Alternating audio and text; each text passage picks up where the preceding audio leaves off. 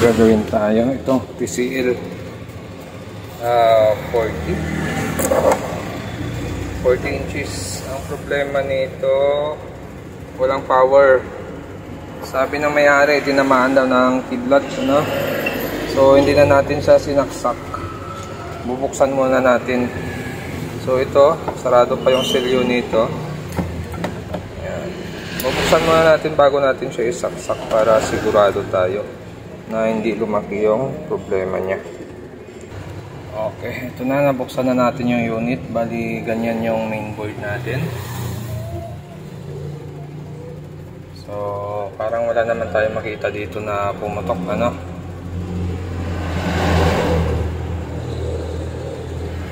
Wala naman.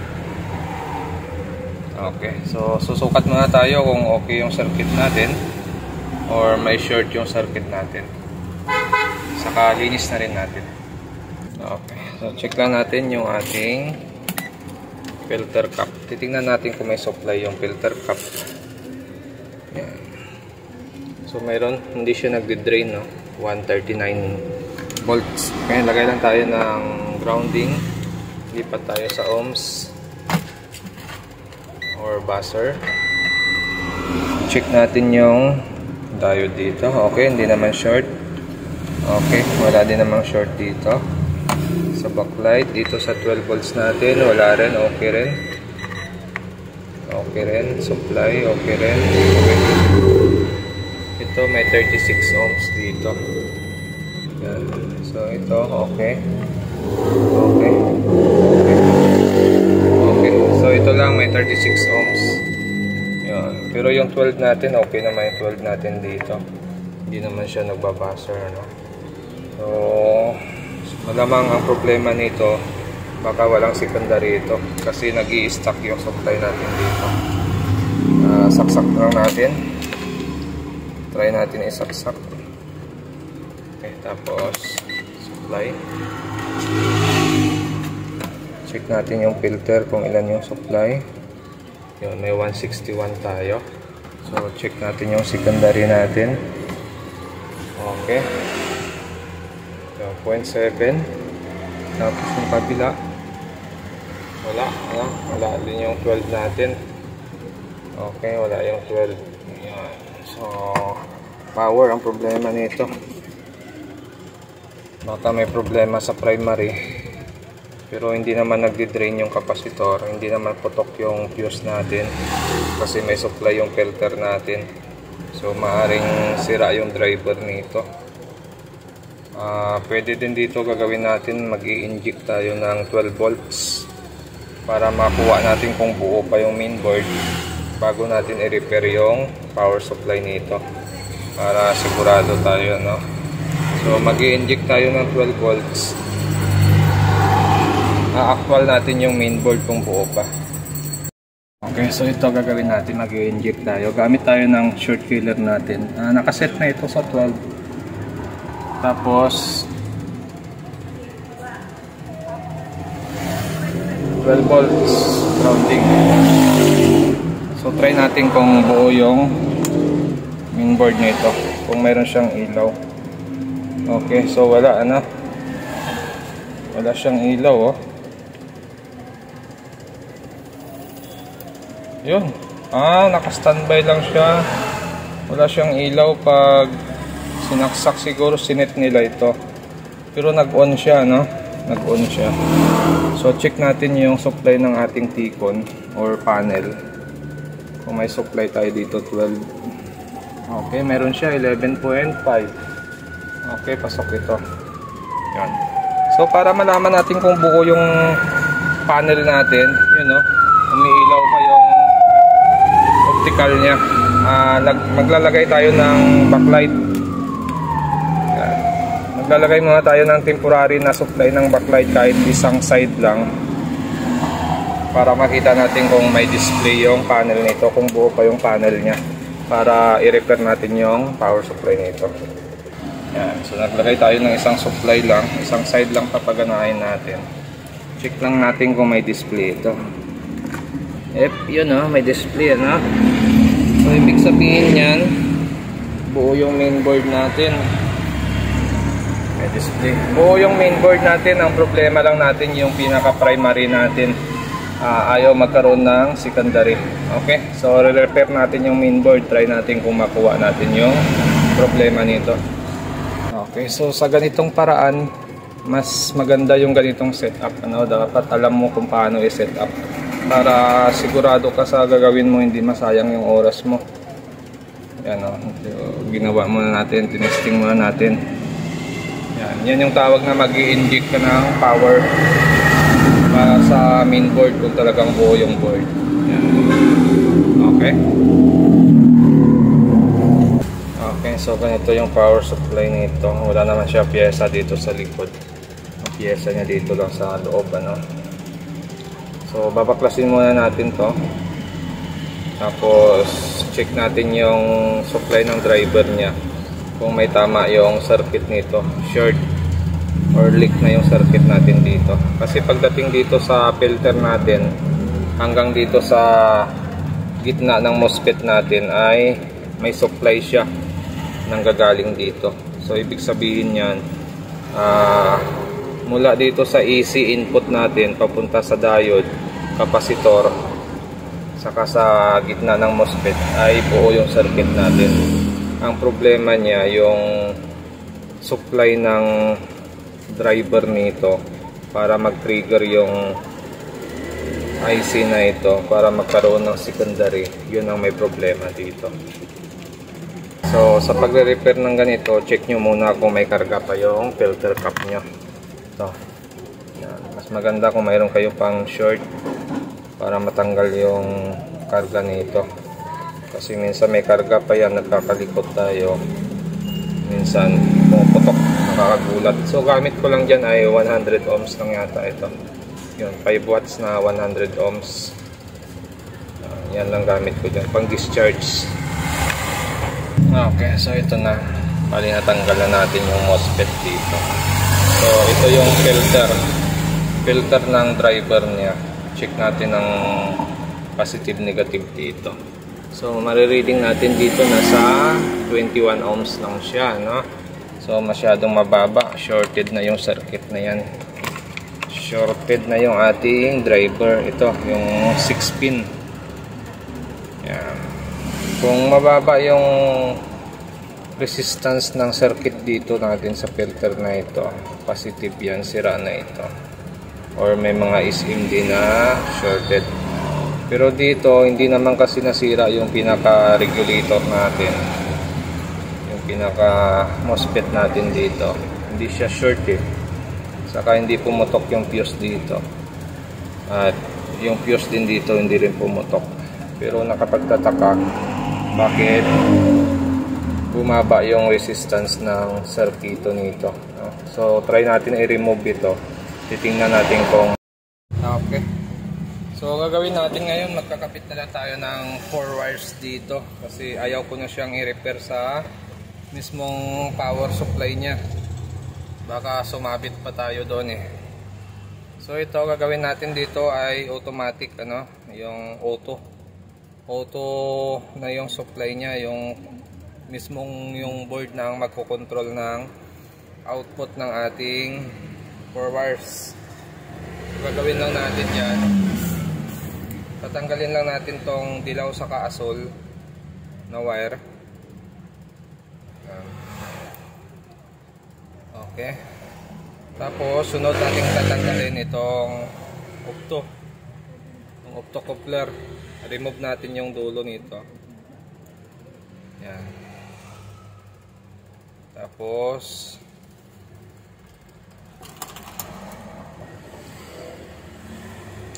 diyan natin ikabit yung wire natin.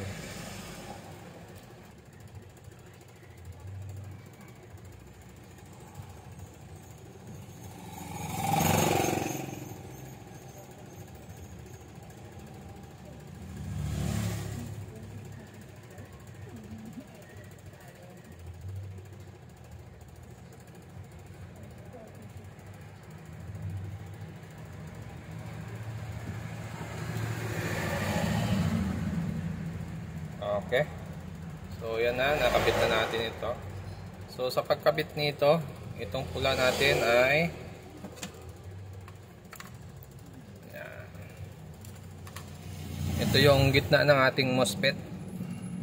Yan. Dito tayo magkakabit ng red. Tapos yung black natin sa negative ng kapasitor. Kung saan yung malapit na negative ng kapasitor nyo, pwede kayo doon magkabit. Kagaya nito dito, pwede na dito. Tapos dito yung positive. Tapos yung sa octo naman natin. So ang posisyon ng octo natin ay,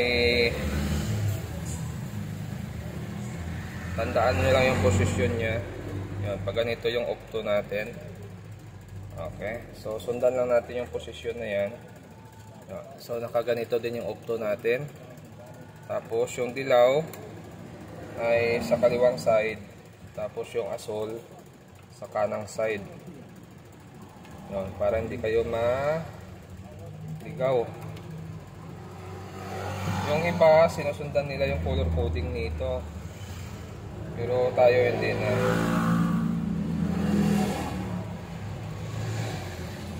Basta yung posisyon lang ng octo, yun ang sundan nyo. Kagaya niya, no?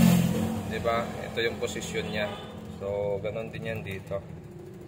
Sundan nyo lang yung posisyon ng octo nyo. Okay na yun.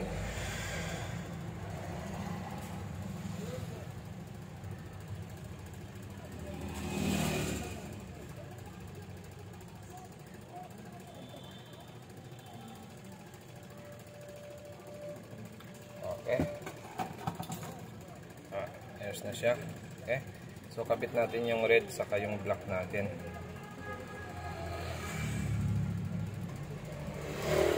Yung black natin sa negative ng kapasitor, tip natin yung pula.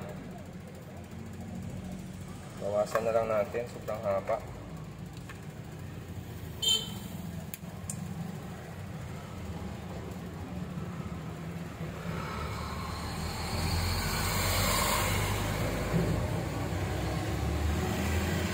Tapos yung black natin sa negative ng filter capacitor dito, may circuit dito. Yan. So dito pwede na dito. Negative na rin yan. Okay na. Yan, no? So pwede na natin ito i-testing. So yung ginawa natin dito, tinanggal lang natin yung MOSFET. Yung pinaka-regulator niya dito, tinanggal natin. Tapos kinat lang natin yung isang circuit dito na magsusupply dito sa filter nito, saka yung dito. Hindi na kasi natin kailangan yung driver nito, saka yung supply nito hindi na natin kailangan. So kinat natin yan. Saka tinanggal natin yung octo para yung gagamitin nating octo coupler ay yung sa 4 wires bago na. Okay, so yun lang yung tatanggalin dyan. Itong gitna, saka itong driver. Tapos kabit 4 wires. Nasa sa inyo kung i-modify nyo yung 4 wires nyo yung ganito or papalitan nyo ito ng resistor, kukunin nyo muna yung value. So may mga video na rin tayo nyan. Pero mas maganda yung ganito.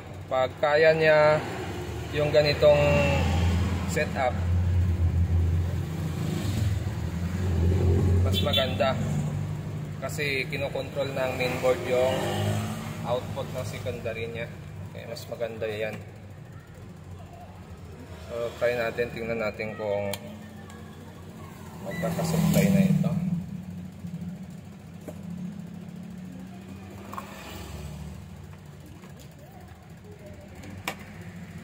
So hindi natin tinuloy yung power supply niya kasi parang tagilid eh. Baka mayari yung ating mainboard. Papahanap tayo ng mainboard di oras pag nasira natin yung mainboard. Okay. So yan. Okay na, nakakabit na yung ating 4 wires. Ayos na yung setup natin.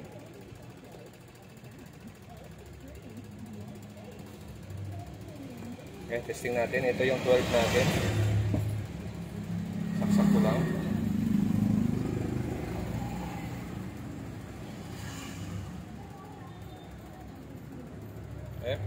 Parang hindi siya nagkaroon ng 12, ano? 3.8 lang ang supply na lumalabas, oh. Oh. Hindi tumaas. Dapat 12 ito. Yun. So, negative. Hindi siya 12 volts. Hindi gumagana yung feedback nito para sa 12 volts na output para dito. So, babaguhin natin. Gagawin natin, ibabalik ulit natin yung wire na ito. Balik natin yung optocoupler. Saka trimmer yung gagamitin natin kasi sira yung feedback nito. Okay, so gagamitin natin yung trimmer ng 4 wires natin kasi hindi siya umubra doon sa modify. So yung asol natin, yun yung grounding natin sa secondary. Tapos yung dilaw natin, yun yung 12 volts natin sa secondary. Yung positive. Tapos ganun dito, okay pa rin yung connection natin dito. Gitna yung positive natin sa gitna ng MOSFET. Tapos yung ground. Okay na yung connection dito. Okay, may negative 18 sa supply.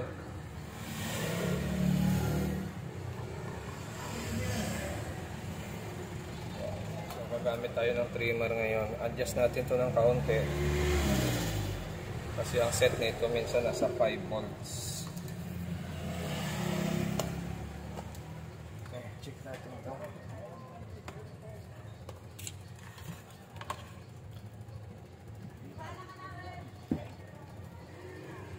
Positive natin ito.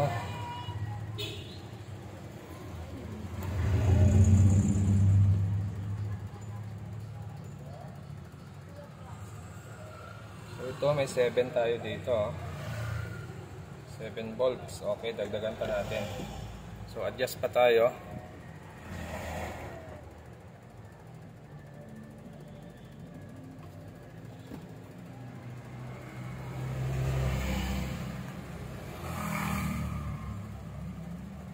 Ito 11. 11.2. 11.0. Kunting-kunti na lang para maging 12.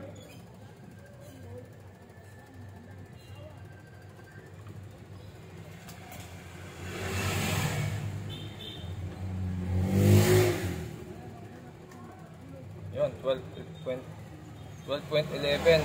So, pasok na yan, okay? Pasok na yung 12.11. Ang gagawin natin, i-modify natin yung trimmer nito kasi ito yung kadalasan naging issue sa 4 wires na to. Yan yung unang nasisira dito, yung trimmer. Pag nasira yung trimmer na yan, tumataas yung supply ng ating 4 wires. Minsan nasisira din niya yung mainboard pag nag-overvolts na yung output nito. Kaya gagawin natin yan, kukonvert din natin to sa resistor. Fix na siya, hindi na siya adjustable or trimmer or carbon. Fix na yung ikakabit natin. Resistance lang tayo. So yung connection ng ating trimmer, ito yung ito yung dalawang paa, dikit lang yan, short lang yan. Ang may connection lang dito, ito. Yan, ito lang ang may connection, yung gitna saka sa kanan. So ang value niyan ay 5.3 key. Yan, 5.3 key. Okay. Hanap tayo ng malapit lang doon na value, mga 5 key, pwede na. Okay, so ito may nakuha tayo, dalawang 2.7 key. Diba? 2.7k dalawa. So ang value na masusukat natin dito ay 5.5, no? Maabot siya ng 5.5k. So try natin ito. Pwede na rin ito.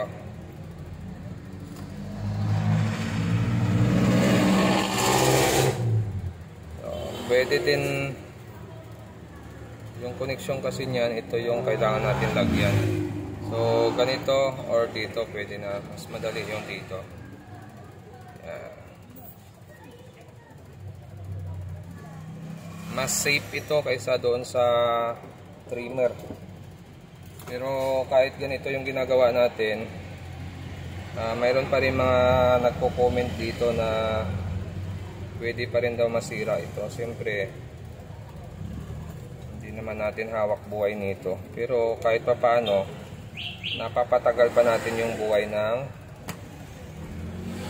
ganitong forwards. Kaysa trimmer. Yung trimmer talagang subok ko na yon. Talagang hindi talaga siya tumatagal, ano? Bilis bumigay.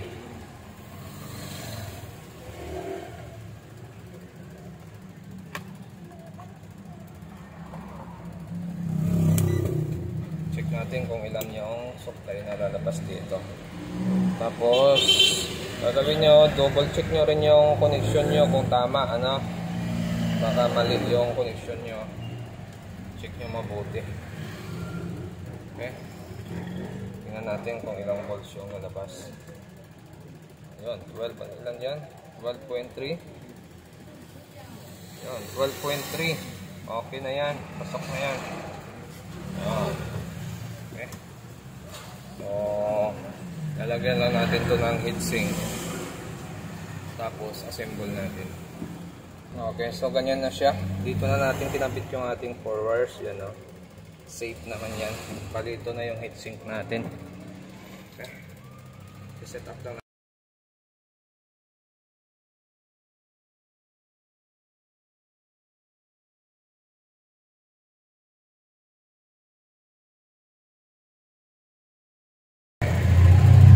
Ito yung 12 natin. Saksak ko lang.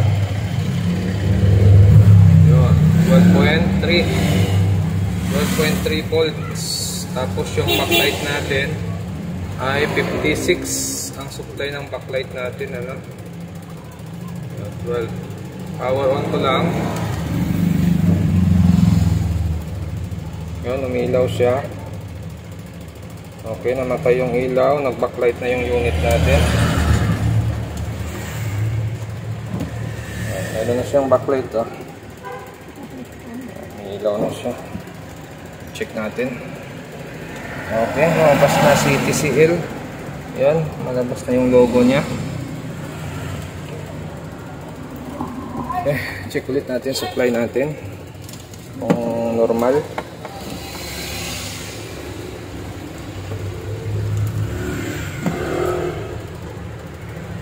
Volts natin. Okay, normal 12.3. Yung standby ng backlight natin 46. Okay. So, yan lang ang supply niya. Okay naman siya.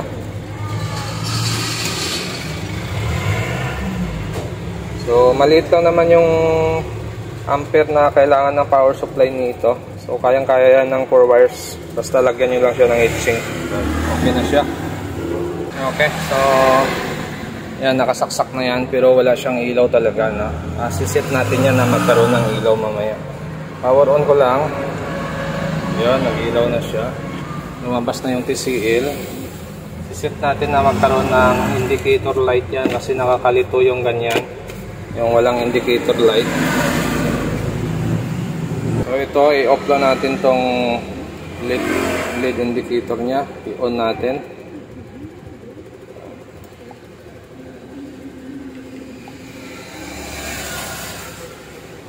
Or normal. Set natin sa normal. Tapos exit lang tayo.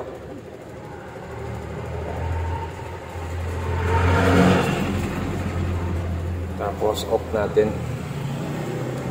Yan. So may makikita ka ng ilaw dito. Umilawanag na siya, no? Power on natin ulit. Okay.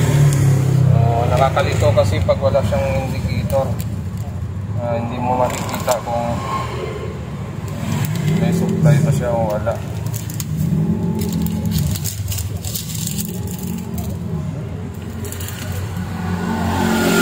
So okay na yung unit natin yan, no? Okay na siya, no? So hindi lahat ng repair natin sa mga power supply section ay accurate talaga, no? Perfect yung gawa. So mayroon talaga kailangan mo siyang i-convert. Pag nag-convert ka naman, hindi naman gagana, kailangan mo pa rin siyang baguhin. So dapat step by step lang talaga kung saan siya gagana ng maayos. Okay?